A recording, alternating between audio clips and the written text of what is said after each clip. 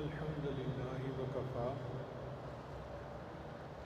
وسلام علی عبادہ الذین اصطفیٰ اما بعد اعوذ باللہ من الشیطان الرجیم بسم اللہ الرحمن الرحیم ما کان محمد ابا احد من رجالکم ولکن رسول اللہ وخاتم النبیین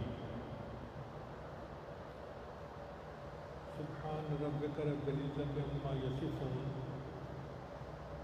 وسلام علی المرسلین والحمد للہ رب العالمین اللہم صلی علی سیدنا محمد وعلی آل سیدنا محمد وبارک وسلم۔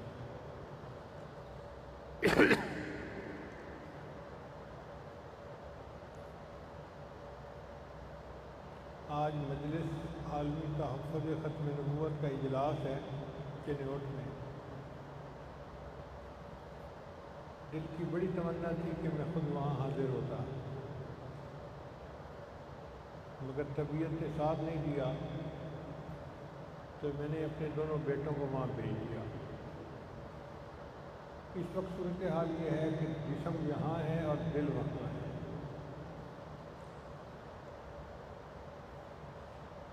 اللہ تعالیٰ ارشاد فرماتے ہیں کہ محمد صلی اللہ علیہ وسلم تم میں سے مرد کسی مرد کے باپ نہیں ہیں، وہ اللہ کے رسول ہیں اور خاتم النبیین ہیں۔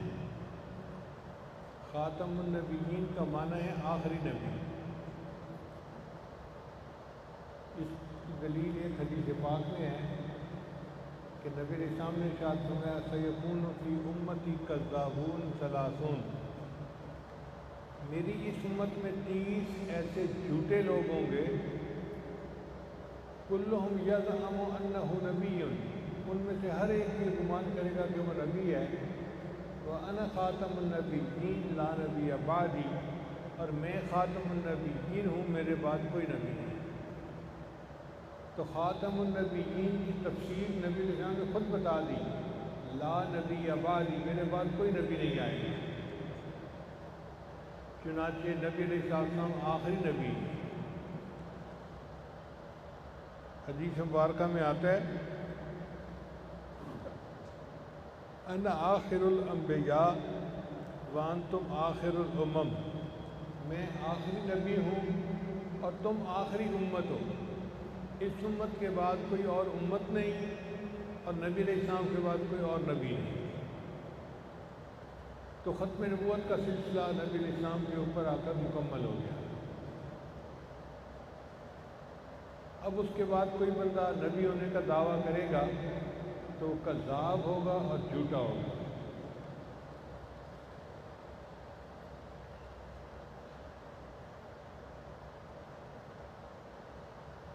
چنانچہ کچھ عرصہ پہلے قادیان کا ایک آدمی تھا جس کا نام تھا غلام احمد، اس نے نبوت کا دعویٰ کیا۔ ہمارے حساب سے وہ 100% جھوٹا، کذاب اور دجال۔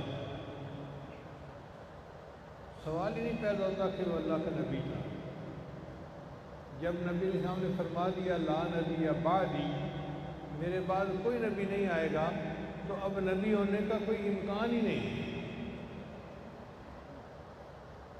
امام اعظم ابو حنیفہ رحمۃ اللہ کے زمانے میں ایک آدمی نے نبی ہونے کا دعویٰ کیا تو امام اعظم نے فتویٰ دیا کہ جو کوئی اس سے نبی ہونے کی دلیل مانگے گا میں اس کے کافر ہونے کا فتویٰ دوں گا، کہ جب امکان ہی نہیں کہ کوئی نبی آ سکے تو پھر اس سے دلیل مانگنے کی ضرورت ہی کیا ہے۔ نبی علیہ السلام کی زبان مبارک سے اتنا کافی ہے لا نبی بعدی، میرے بعد کوئی نبی نہیں ہے۔ اور نبی علیہ السلام نے خود ارشاد فرمایا لو کان بعدی نبی لکان عمر، اگر میرے بعد کوئی نبی آنا ہوتا تو عمر کو اللہ نے وہ صفات دی تھی کہ یہ نبی ہوتے۔ اگر عمر بھی نبی نہیں ہوئے، وہ صحابی رہے، تو پھر دور صحابہ کے بعد تو کوئی ایسا نبی ہو ہی نہیں سکتا، امکان ہی نہیں ہے۔ قرآن مجید کی پہلی سورت کے پہلے رکوع میں اللہ نے ختم نبوت کے مسئلے کو حل کر دیا۔ سورہ بقرہ پہلا رکوع، اللہ تعالیٰ ارشاد فرماتے ہیں کہ جو ایمان والے لوگ ہوتے ہیں، والذین یؤمنون بما انزل الیک، وہ لوگ جو ایمان لائے جو آپ پر نازل ہوا، وما انزل من قبلک، اور جو آپ سے پہلے انبیاء پر نازل ہوا۔ تو اللہ نے نبی علیہ السلام پر جو نازل ہوا یا نبی علیہ السلام سے پہلے جو انبیاء پر نازل ہوا ان کے ایمان کی بات کی ہے۔ اگر بعد میں بھی کچھ نازل ہونا ہوتا تو اللہ اس کا بھی تذکرہ کرتے۔ اب مرزائی بہانہ بناتے ہیں، وہ جی نبی علیہ السلام سے پہلے کا تذکرہ کیا، اللہ نے ان کا منہ بند کیا، وبالآخرۃ ہم یوقنون، اور آخرت پر بھی ایمان رکھتے ہیں۔ اس کا مطلب یہ کہ نبی علیہ السلام سے لے کر آخرت تک کوئی کتاب نازل نہیں ہونی۔ اللہ فرماتے ہیں جو آپ پر ایمان لائے، جو آپ سے پہلے نازل ہوا اس پر ایمان لائے، اور آخرت پر ایمان لائے۔ اس کا مطلب یہ کہ نبی علیہ السلام سے لے کے قیامت تک کے درمیان میں کوئی اور آسمانی کتاب نازل نہیں ہوتی۔ جبکہ مرزا غلام تو یہ دعویٰ کرتا تھا کہ جی میرے اوپر تو وحی آتی ہے، اور اس نے اپنی کتاب بھی ایک لکھی۔ تاہم 10 پوائنٹ میں آج آپ کے سامنے پیش کرتا ہوں جو بڑے آسان ہیں، جس میں ایک سچے نبی اور جھوٹے نبی کے درمیان فرق کیا جا سکتا ہے۔ پہلا اصول، جتنے بھی انبیاء دنیا میں تشریف لائے ان کا نام ایک لفظ تھا، مرکب نام نہیں تھا۔ آدم، ادریس، ابراہیم، یوسف، موسیٰ، عیسیٰ، سب کا ایک ایک نام۔ کوئی نبی بھی ایسے نہیں گزرے کہ جن کا نام مرکب ہے، 2 لفظ مل کے نام بناؤ۔ اب اس سے پوچھو جی آپ کا نام کیا ہے، تو اس کا نام ہے غلام احمد، مرکب نام ہے۔ اور عجیب بات ہے بھئی، اگر غلام ہو تو پھر احمد نہیں ہو، اور احمد ہو تو پھر غلام نہیں ہو۔ غلام احمد تو نبی ہو ہی نہیں سکتا، تو اس کا نام ہی بتا رہا ہے کہ یہ جھوٹا نبی۔ پھر دوسرا پوائنٹ کہ جتنے انبیاء دنیا میں تشریف لائے وہ کسی انسان کے شاگرد نہیں بنے کہ انہوں نے آ کے انسان سے علم حاصل کیا ہو۔ اللہ نے براہ راست ان کو علم عطا فرمایا وحی کے ذریعے سے۔ لیکن مرزا غلام جو ہے، اس کی زندگی کے حالات دیکھیں تو یہ دنیا میں کتنے استادوں سے پڑھا اور اس سے علم حاصل کیا۔ اس کا انسانوں کے سامنے شاگرد بن کر بیٹھنا اس بات کی سچی دلیل ہے کہ یہ جھوٹا نبی تھا، یہ سچا نبی ہو ہی نہیں سکتا، یہ تو انسانوں کا شاگرد ہے، اور انبیاء تو اللہ کے شاگرد ہوتے ہیں۔ حتیٰ کہ ہمارے نبی علیہ السلام کو تو لوگ امی کہتے تھے، امی کہتے ہیں ان پڑھ کو۔ کبھی زندگی بھر کسی انسان کے سامنے شاگرد بن کر نہیں بیٹھے، ان کو امی کہا جاتا تھا۔ تو اس دلیل کو سامنے رکھ کے دیکھا جائے تو بھی پتہ چلتا ہے کہ مرزا غلام جھوٹا نبی تھا۔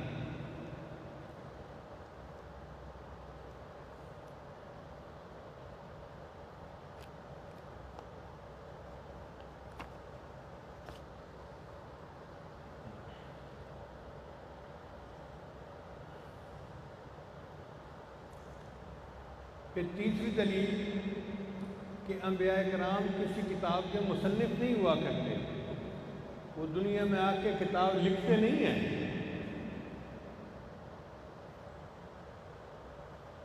جبکہ مرزا غلام احمد نے اپنی زندگی میں تو درجنوں کتابیں لکھی، تو اس کا درجنوں کتابیں لکھنا اس بات کی دلیل کہ یہ جھوٹا نبی ہے۔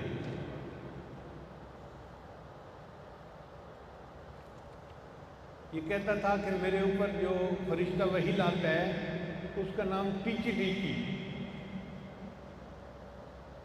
ڈاکومنٹڈ ہے۔ پہلے انبیاء جتنے گزرے ان کے پاس وحی لانے والے فرشتے حضرت جبریل علیہ السلام تھے۔ اب اگر اللہ کی طرف سے وحی آتی تو جبریل علیہ السلام لاتے، کیونکہ اس کو وحی شیطان کی طرف سے آتی تھی، اس لیے شیطان کے ایجنٹ کا نام ٹیچی ٹیچی تھا۔ اللہ تعالیٰ فرماتے ہیں ان الشیاطین لیوحون الی اولیائہم، کہ شیطان اپنے دوستوں پر وحی ڈالتے ہیں، وحی بھیجتے ہیں۔ اس سے پتہ چلتا ہے کہ یہ جھوٹا نبی تھا جس نے کتاب لکھ دی۔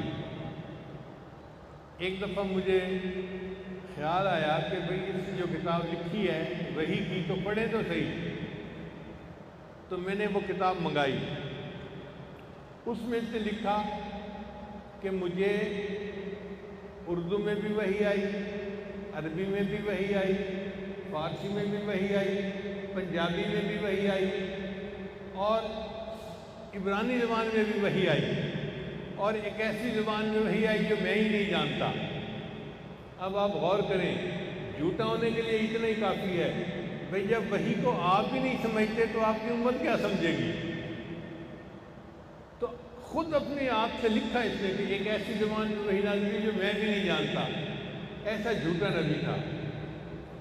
پھر بھی میں نے کہا کہ چلو میں اس کا انگلش کا پورشن پڑھتا ہوں۔ تو جو انگلش کی وحی تھی اس پہ لکھا ہوا تھا کہ مجھے ٹیچی نے آ کر کہا گو ٹو ضلع پشاور۔ بیچارہ انگریزی پڑھا ہوا نہیں تھا، اس کو یہ نہیں پتا تھا کہ انگریزی میں ضلع کو ڈسٹرکٹ کہتے ہیں، تو کہنا تو یہ تھا کہ گو ٹو ڈسٹرکٹ پشاور اگر انگلش میں ہوتی، مگر اس نے کہا کہ جی مجھے وحی آئی ہے گو ٹو ضلع پشاور۔ اب اس کی وحی کی کتاب، اس کی وحی پڑھ کے بھی پتہ چلتا ہے کہ یہ جھوٹا نبی تھا، پکا جھوٹا۔ پھر انبیاء کرام جتنے تشریف لائے ان میں کوئی شاعر نہیں تھا۔ اللہ تعالیٰ قرآن مجید میں ارشاد فرماتے ہیں وما علمناه الشعر وما ينبغي له، اے میرے محبوب صلی اللہ علیہ وسلم، ہم نے آپ کو شعر کا علم دیا نہیں، اور یہ آپ کے شان ہی نہیں، آپ کی شان بہت بلند ہے، شاعر تو عام لوگ ہوتے ہیں۔ تو نبی علیہ السلام کو اللہ نے شعر کا علم نہیں دیا، جبکہ مرزا غلام احمد جس نے خود شعر لکھے، ایک فارسی کا شعر ہے منم مسیح زماں منم کلیم خدا منم محمد احمد مجتبیٰ باشد۔ تو اس سے بھی پتہ چلتا ہے کہ یہ جھوٹا نبی تھا۔ پھر اگلی دلیل کہ جتنے انبیاء تشریف لائے ان کی میراث نہیں ہوتی۔ نبی اسلام نے فرمایا کہ انبیاء کی وراثت نہیں ہوتی، وہ دنیا میں کچھ نہیں چھوڑ کے جاتے۔ چنانچہ نبی اسلام کی بھی کوئی میراث نہیں تھی۔ جبکہ مرزا غلام جب مرا تو اس کی وراثت اس کی اولاد کے اندر باقاعدہ تقسیم ہوئی، تو اس سے بھی پتہ چلتا ہے کہ یہ جھوٹا نبی تھا۔ پھر نبی اسلام نے ارشاد فرمایا کہ جو نبی کی بیوی ہوتی ہیں وَأَزْوَاجُهُ أُمَّهَاتُهُمْ، وہ امتیوں کے لیے ماں کی مانند ہوتی ہیں، امتی کا اس سے نکاح نہیں ہو سکتا کیونکہ وہ نبی کی بیوی ہے۔ جبکہ مرزا غلام جب مرا تو اس کی بیوی نے حکیم نور الدین کے پاس رہنا شروع کر دیا۔ لوگوں نے حکیم نور الدین سے پوچھا کہ یہ کون ہے؟ اس نے کہا جی میری بیوی ہے۔ عورت سے پوچھا کہ تم کیا ہو؟ کہنے لگی میں تو ان کی باندھی ہوں۔ بہرحال باندھی یا بیوی، مقصد تو یہی ہوا نا کہ اس کی بیوی پھر بعد میں اس کے خلیفہ کے استعمال میں رہی۔ تو اس سے بھی پتہ چلتا ہے کہ یہ جھوٹا نبی تھا۔ انبیاء کرام ظاہری عیوب سے پاک ہوتے ہیں، اللہ تعالیٰ ان کو حسن و جمال دیتا ہے کہ ان جیسا حسین کوئی دوسرا ہو نہیں سکتا۔ نبی علیہ السلام کو اللہ نے کتنا حسن و جمال دیا تھا کہ حسان بن ثابت نے کہا وَأَحْسَنَ مِنْكَ لَمْ تَرَ قَطُّ عَيْنِي وَأَجْمَلَ مِنْكَ لَمْ تَلِدِ النِّسَاءُ خُلِقْتَ مُبَرَّأً مِنْ كُلِّ عَيْبٍ كَأَنَّكَ قَدْ خُلِقْتَ كَمَا تَشَاءُ۔ اے محبوب، آپ تو اتنے خوبصورت پیدا ہوئے ہیں، لگتا ہے کہ آپ من مرضی کا حسن لے کر دنیا میں آئے ہیں۔ تو میرے آقا اتنے حسین تھے، اور یہ مرزا غلام جو تھا یہ تو آخری عمر میں آ کے ایک آنکھ سے بھینگا ہو گیا تھا، اس کو نظر نہیں آتا تھا، ویسے بھی آئی سائٹ اس کی کم تھی۔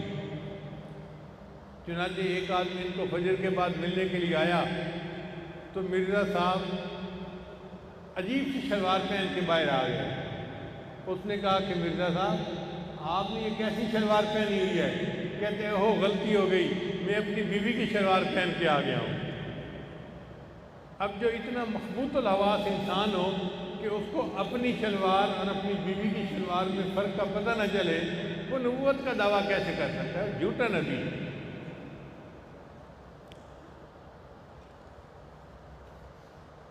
خود لکھتا ہے کہ مجھے بیماری تھی اور مجھے ایک رات میں 100 مرتبہ پیشاب کرنا پڑتا تھا۔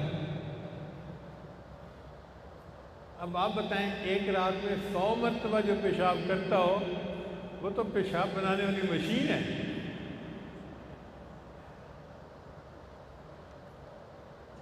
ایسا مرض اللہ انبیاء کو نہیں دیتے۔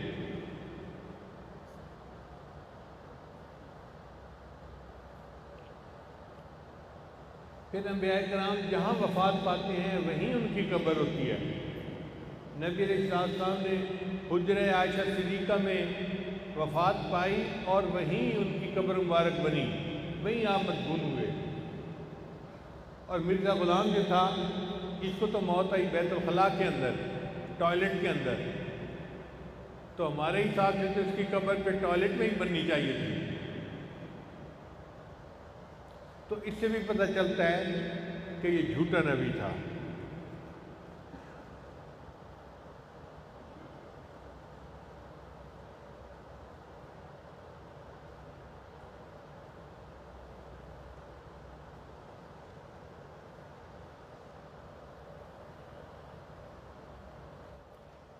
یہ ختم نبوت کا مسئلہ ایک بنیادی مسئلہ ہے، اس لیے اس کے اوپر ایمان لانا ضروری ہے، اور جو اس پر ایمان نہیں رکھے گا وہ دین اسلام سے خارج ہو جائے گا۔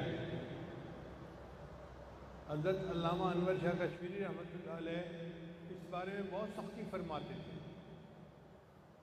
وہ جب بھی مرزا کا نام لیتے تھے اس کو کذاب، دجال، محروم القسمت اور اس قسم کا لفظ کہہ کر پھر اس کا نام لیتے تھے۔ کسی نے کہا کہ علامہ صاحب آپ بڑی نفیس آدمی ہیں، آپ کی گفتگو میں بڑی نفاست ہوتی ہے، لیکن جب مرزا غلام کا نام لینا ہوتا ہے تو آپ ہمیشہ کوئی نہ کوئی ایسا لفظ لیتے ہیں۔ تو فرمانے لگے کہ میں یہ سمجھتا ہوں کہ نبی علیہ السلام سے محبت رکھنا جس طرح ایمان ہے، نبی علیہ السلام کے دشمن سے بغض رکھنا وہ بھی ایمان ہے۔ یہ نبی علیہ السلام کا سب سے بڑا دشمن جس نے نبوت کا دعویٰ کیا اور ختم نبوت پر ڈاکہ مارنے کی کوشش کی، تو اس لیے ہمیں اس کے ساتھ بغض ہے دل میں۔ ہم اس کو جھوٹا نبی سمجھتے ہیں اور ہم اس کا نام سننا پسند نہیں کرتے۔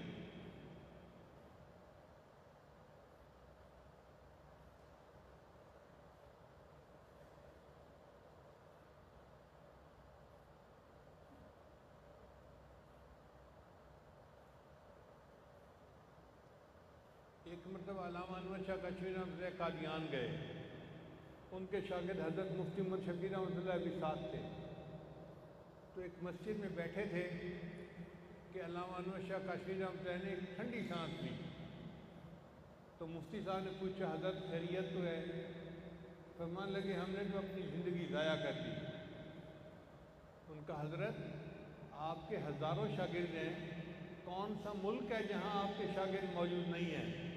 آپ نے اتنا دین کی خدمت کی ہے، آپ بخاری کا درس دیتے ہیں، مسلم شریف کا درس دیتے ہیں، آپ نے اگر زندگی ضائع کی تو پھر ہمارا کیا بنے گا؟ تو حضرت نے فرمایا کہ دیکھو، میں پوری زندگی احادیث پڑھاتا رہا اور اس میں فقہ حنفی کی دلائل دیتا رہا، اور اصل کام تو یہ تھا کہ جس نے ختم نبوت پہ ڈاکہ ڈالا میں اس محاذ پہ کام کرتا اور ثابت کرتا کہ مرزا غلام احمد جھوٹا نبی ہے۔ تو یہ اتنا اہم مسئلہ ہے۔ اللہ تعالیٰ ہمارے ایمان کی حفاظت فرمائے۔ اب آپ یہ سوچیں کہ کوئی اگر اس کو نبی کہتا ہے تو ہم اس سے دلیل بھی نہیں مانگ سکتے، کیونکہ امکان ہی نہیں، تو دلیل کیا مانگیں؟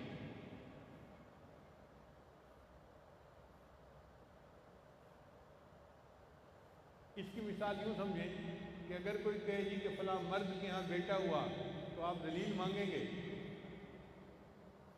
بھئی امکان ہی نہیں، جب تو دلیل مانگنے کی کیا ضرورت ہے؟ تو جب نبی علیہ السلام نے فرما دیا انا خاتم النبیین لا نبی بعدی، میں آخری نبی ہوں، میرے بعد کوئی نبی نہیں آئے گا، اس کا مطلب یہ کہ جو نبوت کا دعویٰ کرے گا وہ جھوٹا ہوگا۔ سب سے پہلے نبوت کا دعویٰ مسیلمہ کذاب نے کیا تھا۔ حضرت ابوبکر صدیق کا زمانہ خلافت تھا اور اس وقت اس نے دعوت، تو صحابہ کرام نے اس بات پہ اجماع کر لیا کہ اس کے ساتھ ہمیں قتال کرنا چاہیے، وہ جھوٹا ہے۔ چنانچہ سب صحابہ جس مسئلے پر سب سے پہلے متفق ہوئے وہ ختم نبوت کا مسئلہ تھا۔ خالد رضی اللہ عنہ کی سربراہی میں حضرت ابوبکر صدیق نے لشکر بھیجا اور مسیلمہ کذاب کے پاس بڑے فالور تھے، 1200 صحابہ شہید ہوئے۔ آپ اندازہ لگائیں کہ احد، بدر، خندق جتنی بھی جنگیں تھیں ان میں 350 صحابہ شہید ہوئے۔ نبی علیہ السلام کی پوری زندگی میں جتنے غزوات ہوئے ان میں 350 صحابہ شہید ہوئے، اور مسیلمہ کذاب والی جنگ میں 1200 صحابہ شہید ہوئے، اور ان میں سے اکثر حفاظ اور قراء تھے۔ اتنا بڑا نقصان اٹھا لیا مگر وہ صدیق نے انہوں نے اس سلسلے کا کلا کما کیا۔ تو جس طرح مسیلمہ کذاب تھا، اس امت کے آخری حصے میں ایک مسیلمہ قادیان بھی تھا۔ وہ قادیان میں پیدا ہوا اور اس نے نبوت کا دعویٰ کیا، اور ہم بڑے وثوق کے ساتھ کہتے ہیں کہ وہ جھوٹا نبی ہے۔ اللہ تعالیٰ اس کے جھوٹ سے ہمیں محفوظ فرمائے، اور جو اس کا ماننے والا ہے وہ دائرہ اسلام سے خارج ہے۔ الحمدللہ کہ اللہ تعالیٰ نے اس ملک کو یہ سعادت بخشی کہ بھٹو دور میں حضرت مفتی محمود رحمۃ اللہ علیہ کی زیر قیادت یہ مسئلہ حل ہوا اور اسمبلی میں ان کو کافر قرار دیا گیا۔ چنانچہ قانون کے اعتبار سے بھی یہ کافر ہیں، اور پھر اس بات کو دنیا کے کئی ملکوں نے بھی اپنایا۔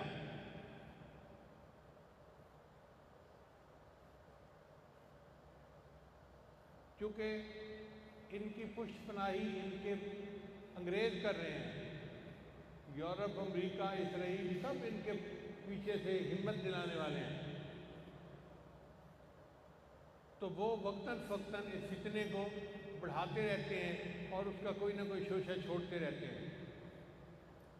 اس لیے ہم یہ چاہتے ہیں کہ مسئلہ ختم نبوت ایک متفقہ مسئلہ ہے۔ اب اس کے اوپر اگر کوئی بندہ بات کرتا ہے تو اس کو اس کی زبان کو بند کروانا چاہیے کہ وہ ہمارے ایمان کے ساتھ نہ کھیلے اور ہمیں بولنے پہ مجبور نہ کرے۔ ہماری زندگیاں اگر ختم نبوت کے اوپر لگ جائیں ہم اس کو اپنی زندگی کے لیے اعزاز سمجھتے ہیں۔ اللہ کرے کہ ہم اور ہماری اولادیں ختم نبوت کے عقیدہ کی تحفظ کے لیے پوری زندگی کام کرتے رہیں۔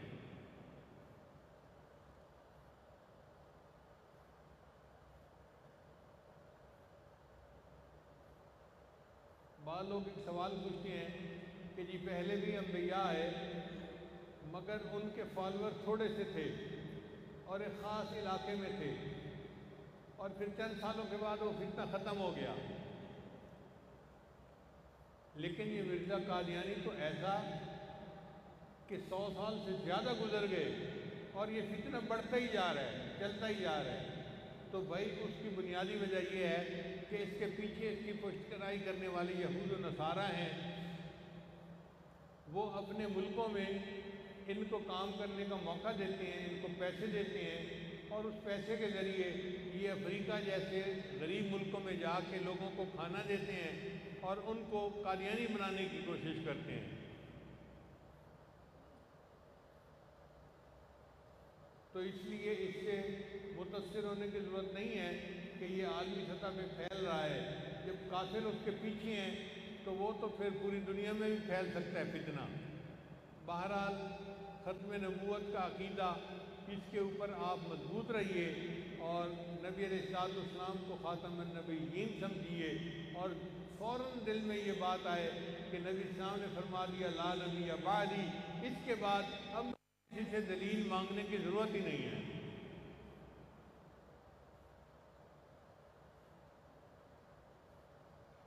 اللہ تعالیٰ ہمارے ایمان کی حفاظت فرمائے اور ہمیں قیامت کے دن اپنے حبیب صلی اللہ علیہ وسلم کے سامنے سرخرو کھڑا فرمائے۔ وآخر دعوانا ان الحمد للہ رب العالمین۔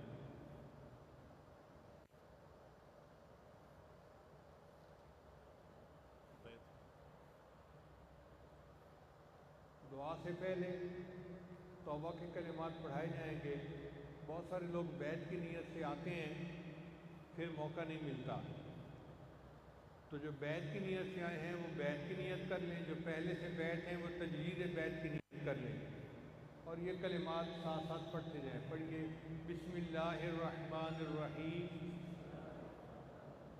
لا الہ الا اللہ محمد الرسول اللہ، آمنت باللہ وملائکتہ وکتبہ ورسلہ والیوم الآخر والقدر خیرہ وشرہ اللہ تعالی والبعث بعد الموت، آمنت باللہ کما ہوا باسمائہ وصفاتہ وقبلت جمیع احکامہ اقرارا باللسان وتصدیق بالقلب، اشہد ان لا الہ الا اللہ واشہد ان محمدا عبدہ ورسولہ، استغفر اللہ ربی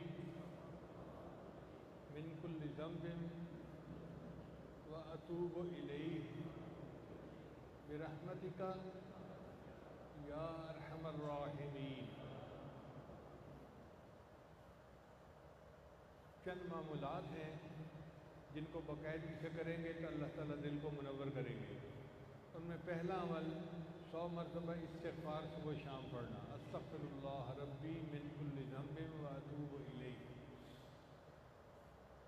دوسرا ہے 100 مرتبہ درود شریف صبح و شام پڑھنا۔ تیسرا ہے قرآن مجید کی تلاوت کرنا، ایک پارہ کریں، آدھا پارہ کریں یا ایک پاؤ پڑھیں، مگر پڑھیں ضرور۔ چوتھا ہے چلتے پھرتے ہر وقت دل میں اللہ کو یاد رکھیں، ہاتھ کار وال دل یار وال، ہاتھ کام کاج بھی مشغول اور دل اللہ تعالیٰ کی یاد میں مشغول۔ اور پانچواں عمل ہے مراقبہ۔ مراقبہ ان سب معمولات کا لب لباب ہے۔ فجر یا شام میں جب آپ نماز پڑھیں تو تھوڑی دیر اللہ سے لو لگا کے بیٹھ جایا کریں اور یہ سوچا کریں کہ اللہ کی رحمت آ رہی ہے، میرے دل میں سما رہی ہے، میرے دل کی ظلمت اور سیاہی دور ہو رہی ہے، اور میرا دل اللہ اللہ اللہ بول رہا ہے اور میں سن رہا ہوں۔ چند دن آپ مراقبہ کریں گے، آپ کے دل میں اللہ کی محبت بڑھے گی اور آپ اس کی حرارت کو، وارنس کو خود فیل کریں گے۔ دعا ہے اللہ تعالیٰ سب کے دلوں کو اپنی محبت سے لبریز فرمائے اور ہمیں اپنی محبت کی حلاوت نصیب فرمائے۔ وآخر دعوانا ان الحمد للہ رب العالمین۔